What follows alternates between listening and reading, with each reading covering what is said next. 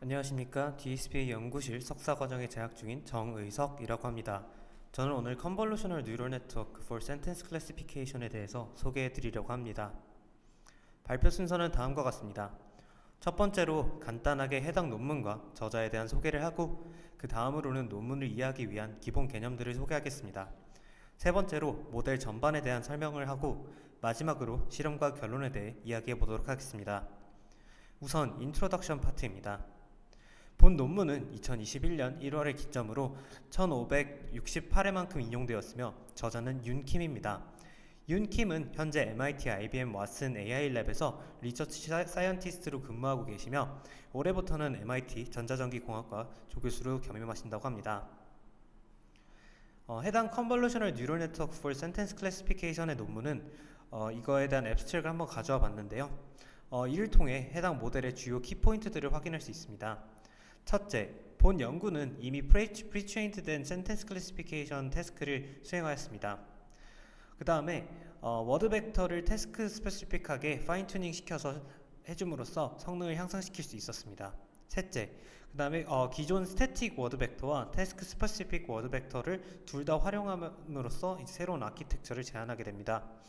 마지막으로 7개의 벤치마크 데이터셋에 대하여 높은 정확도를 가지며 그중 4개의 데이터셋에서는 State of the Art를 찍었습니다. 본격적인 모델 소개를 하기 전에 알아두어야 할 용어 및 개념을 소개드리려고 합니다. 해당 논문은 Sentence Classification이 주 목적입니다. 그렇다면 Sentence Classification이 무엇인지 정확히 알아야겠죠? Sentence Classification은 크게 감정 분류, 주제 분류, 질문 분류로 나눌 수 있습니다. 이름에서 알 수 있듯이 감정 분석은 해당 문장의 감정, 즉 긍정, 부정을 분류하는 문제고요.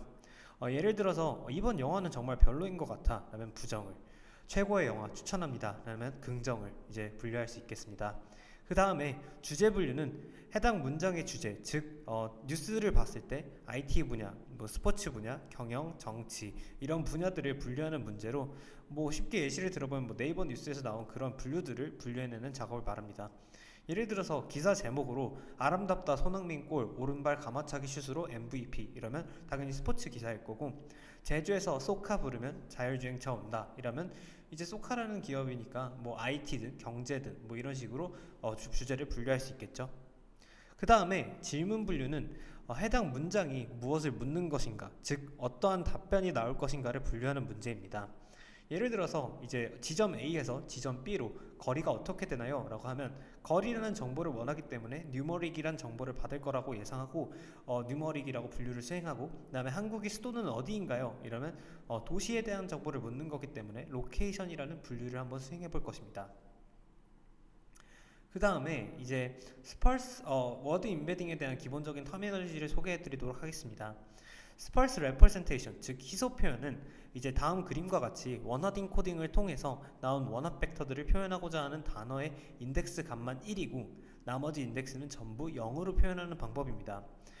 여기 표에서 확인할 수 있듯이 이제 강아지는 강아지 부분에서 1이고 나머지는 0이고, 고양이는 고양이 부분에서 1이고 나머지는 0이고, 이제 원숭이는 원숭이 부분에서 1이고 나머지는 0인 것을 확인할 수 있습니다. 하지만 그림에서 볼 수도 있듯이 이제 해당 값 말고는 나머지 부분이 0으로 표현되기 때문에 이를 스펄스하게 표현된다고 해서 스펄스 레프레젠테이션이라고도 불리는 건 명명된 겁니다. 이제 그런 대상이 많아질수록 이러한 벡터는 공간의 낭비를 불러일으킬 수도 있기 때문에 이를 극복하기 위해서 덴스 레프레젠테이션, 즉 밀집 표현이라는 방법론이 제안되었습니다. 밀집 표현은 벡터의 차원을 단어 집합의 크기로 설정하지 않습니다. 사용자가 설정한 값으로 모든 단어의 벡터의 표현을 차원을 맞추게 되는데, 이러한 과정에서 더 이상 0과 1만을 가진 값이 아니라 실수 값을 가지게 됩니다. 단어를 이제 밀집 벡터의 형태를 표현하는 방법을 바로 워드 임베딩이라고 합니다. 예를 들어서 아까 이제 스펄스 리프레젠테이션으로 5,000개의 차원을 가지고 데이터를 표현했다고 하면, 그러니까 5,000개의 객체를 우리가 나운을 표현하고 싶다면 이제 그거에 대한 스펄스 리프레젠테이션은 크기가 5,000이어야 됐다면, 만약에 덴스 리프레젠테이션 같은 경우 우리가 4차원으로 줄이고 싶다 하면 강아지를 다음과 같이 4개의 차원으로 줄여서 표현을 할 수 있다는 것입니다. 쉽게 말해서. 이제 워드 임베딩 방법 중에서 단어의 의미를 저차원에다가 분산하여 표현하는 것을 바로 distribution representation이라고 하는데 이를 한국말로 얘기하자면 분산 표현이라고 얘기할 수 있을 것 같습니다. 분산 표현 방법은 기본적으로 분포 가설이라는 가정하에 만들어지며 이는 영어로 distributional hypothesis라고 합니다. 이는 비슷한 위치에 등장하는 단어들은 비슷한 의미를 가진다는 가정입니다. 분산 표현 방법을 사용하면 이제 다음과 같이 벡터 간의 유사도 계산이 가능하며 이를 통한 알제브레이크 오퍼레이션이 가능하게 됩니다. 그게 무슨 말이냐면 예를 들어서 왼쪽 그림을 보면 킹에서 man을 빼고 woman을 더하면 queen이라는 그 값이 나오는 계산이 가능하게 된다는 것입니다. 이러한 분산 표현의 예시로 NNLM과 RNNLM이 있는데 이는 각각 Feedforward Neural Net Language 모델과 Recurrent Neural Net Language 모델을 말합니다. 다음과 같은 것은 이름에서 알 수 있다시피 NNLM은 뉴럴넷을 사용한 것이고 RNNLM은 Recurrent Neural Net을 사용하여 워드 벡터를 만들어내는 것이라고 생각하면 될 것 같습니다. 그 다음 소개해드릴 워드 임베딩 분산 표현 방법은 바로 워드2백이라고 합니다. 워드2백은 해당 논문에서 언급이 되기 때문에 이제 조금 자세히 설명드리려고 합니다. 크게 구조는 CBAU, 그 다음에 Continuous Bag of Word 모델과 Skipgram, Continuous Skipgram 모델로 크게 분류가 되는데요. The cat sat on the mat 이라는 문장을 가지고 설명드리도록 하겠습니다.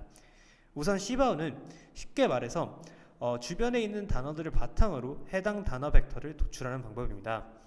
문장에서 센터 단어가 정해지고 여기선 set이겠죠. 이를 기준으로 앞뒤 2분의 n개의 단어가 원합 벡터로 들어가게 됩니다. 이때 n은 윈도우 사이즈로 이를 통해서 학습에 사용될 수 있는 단어의 수를 조절해 줄 수 있습니다. 보다 쉬운 설명을 위해 n이 2인 예시를 들어보겠습니다. 아까 2분의 n이라고 했으니까 즉 각 앞뒤로 하나씩 이제 떨어져 있는 set을 기준으로 했으니까 cat과 on의 원합 벡터를 인풋으로 받게 됩니다. 그리고 이를 임베딩 해줄 수 있는 프로젝션 레이어를 학습을 하게 되고 이를 뒷부분에 있는 뉴럴넷 구조로 보내게 되어 마지막에 예측을 수행하게 됩니다. 본 논문은 이제 여기서 학습된 파란색 네모로 쳐있는 프로젝션 매트릭스를 사용하게 되며 이를 다른 이름으로 룩업 테이블이라고도 명명하기도 합니다. 그 다음에 스킵그램은 이제 중심 단어를 인풋으로 주변 단어를 예측하는 것입니다. 쉽게 말하면 또 아까 보여드렸던 CBAU와는 완전 정반대의 개념이라고 이해하시면 될 것 같습니다.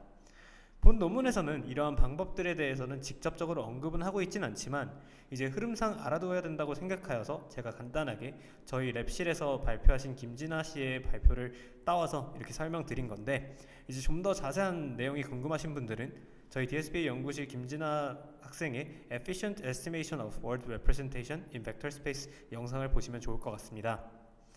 그 다음에 소개해드릴 것은 이제 합성곡 신경망이라는 내용입니다. 이는 Convolutional Neural Net이고요. 이미지 처리에 탁월한 성능을 보이는 신경망입니다.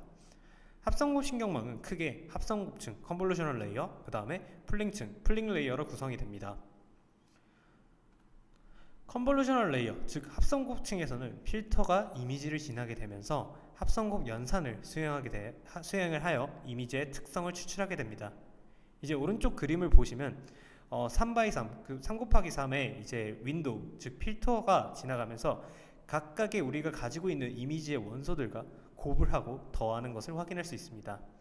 이때 도출된 액티베이션 맵 또는 컨버브드 피처 맵을 다음과 같이 빨간 네모로 볼 수 있습니다. 이거는 특징들이 여기에 나와서 저장되는 것이라고 생각하시면 될 것 같습니다. 일반적으로 이제 합성곡층, 이제 합성곡 연산을 수행하고 일반적으로 활성화 함수를 통해서 값이 나오긴 하는데 이제 그 과정이 끝나면 이제 풀링층을 추가하는 게 일반적입니다. 풀링층에서는 피처 맵을 다운 샘플링하여 특성 맵의 크기를 줄이는 풀링 연산이 이루어집니다. 풀링 연산에는 일반적으로 맥스 풀링, 에버리지 풀링이 주로 사용되긴 하지만 민 풀링도 가끔 쓰이긴 합니다. 이름에서 유추하실 수 있겠지만 맥스 풀링은 각각의 필터 안에 들어가는 최대의 값을, 민 풀링은 최소, 에버리지 풀링은 평균 값을 반환하게 됩니다. 다음은 이제 본격적으로 해당 논문에서 제시하는 모델 프레임워크에 대해서 설명드리도록 하겠습니다.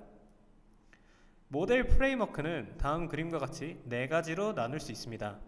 본 이미지는 논문에서 사용된 이미지이며 그대로 가지고 온 것입니다. 가볍게 이야기를 하자면 이제 워드 벡터를 인풋으로 받고 이를 CNN 연산을 거쳐서 맥스 플링을 수행하고 풀리 커넥티드 레이어를 통과시켜서 분류를 수행하게 되는 구조입니다. 인풋 파트에 대해서 좀 더 자세히 알아볼까요? 문장 wait for the video, do not rent it이라는 문장이 들어간다고 하겠습니다. 이제 해당 문장의 i번째 단어를 다음과 같이 워드 벡터 xi로 나타나게 되는데요. 각각의 워드 벡터, 즉 단어 벡터는 이제 k개의 길이를 가지고 있고 센텐스의 길이가 n이라고 하면 이제 인풋으로 들어가는 워드 벡터는 다음과 같이 k by n 매트릭스를 표현할 수 있습니다. 화살표 위에 있는 수식은 이제 바로 이러한 그냥 워드 벡터들을 쭉쭉쭉 붙였다는 의미인데 이제 동그라미 속에 플러스가 들어있는 연산자는 그 쭉쭉쭉 붙였다는 컨캐트네이션 오퍼레이터를 의미합니다. 다음은 컨볼루션 파트입니다. 이제 문장을 각각의 단어들과 임베딩된 값을 가지고 있는 매트릭스로 앞에서 만들어 주었다면 이와 같이 표현된 센텐스를 컨볼루션을 취하기 위한 필터가 필요합니다. 이때 필터의 크기는 h by k로 새로운 피처를 만들기 위한 크기인 크기가 k인 워드를 h개씩 보게 됩니다. 이때 궁금하신 분들이 있을까봐 얘기를 하는데 이제 워드 자체를 의미하는 게 가로 전체의 k의 길이의 벡터이기 때문에 k는 그대로 유지하고 우리는 필터 사이즈인 h만을 변동해서 이제 h by k에서 h만 조절을 해주면서 윈도우 사이즈를 정하게 됩니다. 왼쪽 그림은 이제 h를 2로 정해주어서 두 단어씩 특징을 추출해내는 것이고 오른쪽 그림은 h를 3으로 정해주어서 세 단어씩 특징을 추출해내는 것입니다. 컨볼루션을 수행하고 나면 그 아웃풋으로 피처 CI를 얻게 됩니다. 이제 해당 수식들을 보면 각각의 워드 벡터의 필터 W를 곱하고 그 다음에 이제 그 필터에 있는 웨이트 각각에 대한 그 셀 값들의 웨이트를 곱하고 이를 바이어스를 더해주는 연산을 취한 다음에 F라는 논리니어 액티베이션 펑션을 대입하게 됩니다. H가 2일 때의 예시로 한번 자세히 들여다보겠습니다. 하나의 필터는 이제 단어 2개씩의 특징을 추출하며 학습을 시작합니다. 왜냐하면 H가 2라고 저희가 정의를 해줬기 때문이죠. 이제 각 필터당 피처맵 C가 만들어지게 되고 스트라이드가 1일 때 이는 C1부터 Cn-H 플러스 1까지의 원소를 갖게 됩니다. 첫 번째 단에서는 이제 문자의 첫 두 단어인 weight와 for를 가지고 피처맵의 첫 번째 원소인 C1을 만들게 됩니다.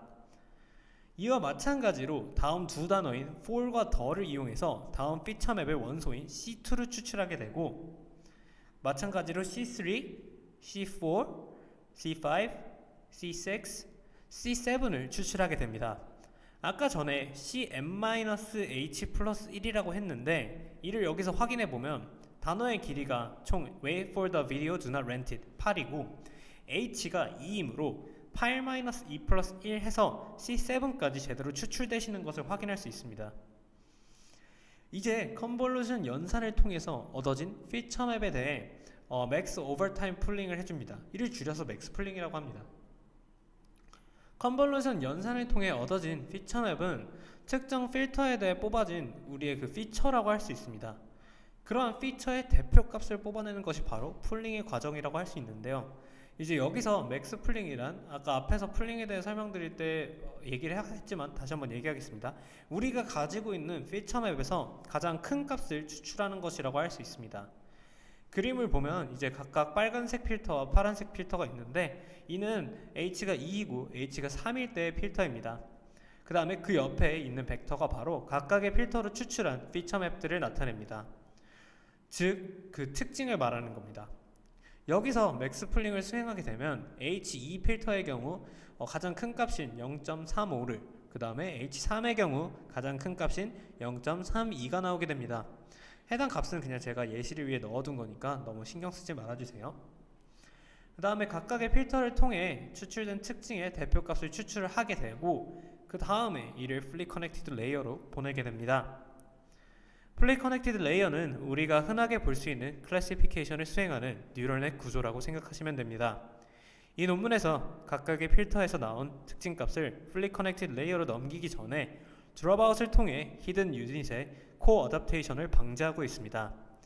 각 필터로부터 도출된 피처 레이어 Z, C-1부터 C-M이라고 할 수 있을 때 이를 베르누이 분포를 따르는 매스킹 벡터 R을 이용해서 드롭아웃을 수행해줍니다. 뿐만 아니라 풀리 커넥티드 레이어의 웨이트도 L2놈을 통해 특정 값 S를 넘는 대상에 대해서 리스케일링을 수행하여 주고 최종적으로 분류를 수행하게 됩니다. 다음은 저자가 수행한 실험들에 관한 내용입니다. 저자는 다음과 같은 데이터셋들을 이용하여 분석을 수행하였는데요. 이 데이터셋들은 앞에서 말씀드린 센텐스 클래시피케이션을 위한 데이터셋들입니다. 한번 살펴볼까요? MR은 이제 무비 리뷰 데이터인데 무비 영화에 대한 포지티브와 네거티브 레이블을 가지고 있습니다.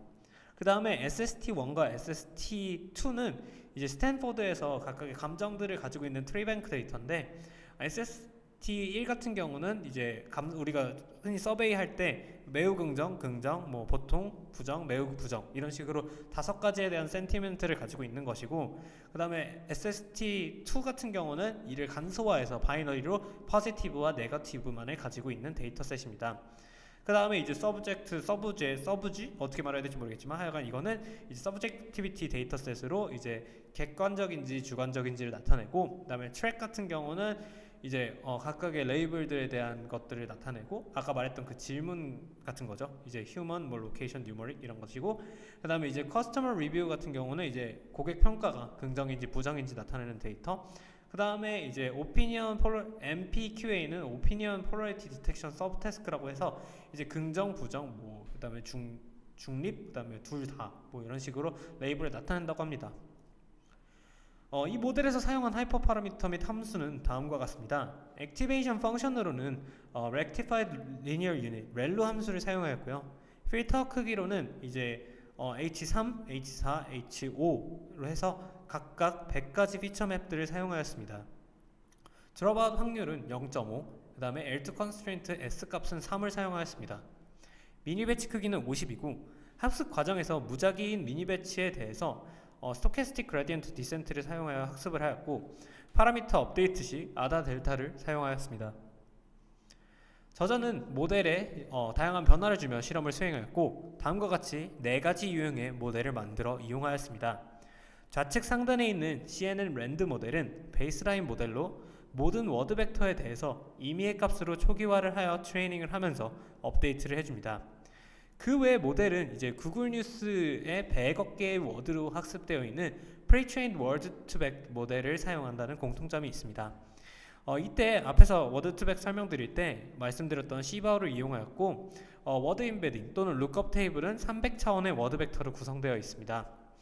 그 다음에 우측에 보면 CNN 스태틱 같은 경우는 Pre-trained Word-to-Vec을 사용하고, 모든 워드 벡터는 스태틱하게 유지되며 스태틱은 그냥 건드리지 않는다는 얘기라고 생각하시면 됩니다. 모델의 다른 파라미터만 업데이트하게 됩니다. 그 다음에 CNN non-static은 앞에 non이 붙은 것처럼 스태틱 모델과는 거의 유사하긴 하지만 pre-trained 벡터에 대해서도 각각의 태스크에 대해서 이제 파인 튜닝을 해준다는 점이 다릅니다. 그러니까 얘는 바뀐다는 거죠. 그 다음에 이제 CNN 멀티 채널은 인풋이 2개의 채널인 모델로 CNN 스태틱과 CNN non-static을 합친 모델로 생각하시면 됩니다.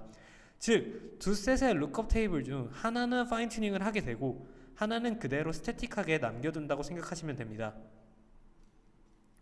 위 4개, 이제 다음 표에서 위 4개의 성능표들은 이제 논문에서 제시하는 모델들이고, 아래는 기존 RNN과 그냥 뉴럴 네트워크를 이용한 센텐스 클래시피케이션 모델들이라고 생각하시면 되겠습니다. 데이터셋에 따라 가장 좋은 결과를 보는 모델들은 다르긴 하지만 논문에서 제시하는 Pre-trained Embedding 모델과 간단한 CNN을 사용한 모델이 더 복잡한 모델보다 좋은 성능을 보이고 있고, 또한 7개의 데이터셋 중 4개의 데이터셋에서는 State of the Art, 소타를 보여주는 것을 확인할 수 있습니다. 또한 저자는 다양한 실험을 통해 먼저 세웠던 가설들을 확인해 보았는데요. 우선 멀티 채널이 언제나 우수한 성능을 보일 것이라고 예상하였지만 그렇지 않았다는 것을 이제 실험을 통해 확인하였고 논문에서 언급하고 있습니다. 그리고 스태틱과 non-static CNN 모델을 사용하였을 때 최종 워드 벡터를 비교해보는 실험을 해봤는데요. 이제 복습 차원에서 다음 그림은 CNN 멀티 채널 모델이고 이제 빨간색은 non static 채널, 파란색은 static 채널이 되게 됩니다. 그리고 두 채널의 차이는 이제 백프로포게이션 연산을 통해서 파라미터를 업데이트하는 과정에서 non static은 워드 벡터가 바뀌게 되고 static은 바뀌지 않습니다. 이를 비교한 테이블이 바로 이것인데요. 좌측 스태틱 채널을 보면 bed와 유사한 단어 벡터들을 가지고 있는 단어를 이제 해당 워드 벡터에서 문장에서 들어오는 위치를 기반으로 학습을 수행하였기 때문에 같은 위치에 들어갈 수식어구가 들어가 있는 것을 확인할 수 있습니다. 앞에 있는 그냥 bed를 보면 이제 bed에서 스태틱 채널로 뽑힌 것은 good, terrible, horrible, noisy 이렇게 되어 있는데 예를 들어서 good boy라고 하면 bad boy라고 하면 이제 good boy, terrible boy, horrible boy, lousy boy 이렇게 해서 그 각 보이를 수식하는 bad와 유사한 문장, 문법 형태들이 들어가 있는 것을 확인할 수 있고요. 그 다음에 우측 non-static 채널을 보면 이제 bad와 유사한 단어 벡터들을 가지고 있는 단어들은 의미조차 유사하게 학습이 되는 것을 볼 수 있습니다. 아까는 그냥 문법적으로 위치만 보고 위치 정보만 저장됐었는데 또 한번 자세히 보시면 terrible, horrible, lousy, stupid처럼 bad와 위치만 같을 뿐만 아니라 이제 부정적인 단어의 뜻까지 잡아내는 것을 보실 수 있습니다. 마지막으로 이제 저자가 추가적으로 발견한 사항들을 몇 가지 정리를 하고 이번 발표를 마무리하려고 하는데요. 이는 다음과 같습니다. 이제 다양한 필터 사이즈와 여러 개의 피처 맵을 사용할수록 모델의 성능이 좋아진다는 것을 확인하였고요. 또한 드롭아웃을 활용함으로써 성능을 2%에서 4% 정도 향상시킬 수 있다는 것을 확인해 주었습니다. 그리고 다른 벡터들은 이제 그 베리언스와 유사하게 이것은 제가 잘못 썼는데요.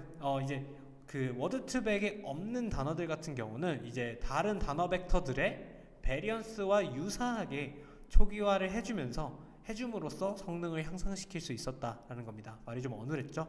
그 다음에 이제 워드2 벡터를 사용하였을 때 이제 다른 프리트레인드 모델 벡터, 다른 프리트레인드 워드 벡터들을 사용한 것보다 성능이 좋게 나온 것을 확인할 수 있었습니다. 그래서 이를 통해 저자는 워드2백이 유니버셜한 피처 익스트랙터임을 주장하고 있습니다. 네, 이상으로 발표 마치겠습니다. 들어주셔서 감사합니다.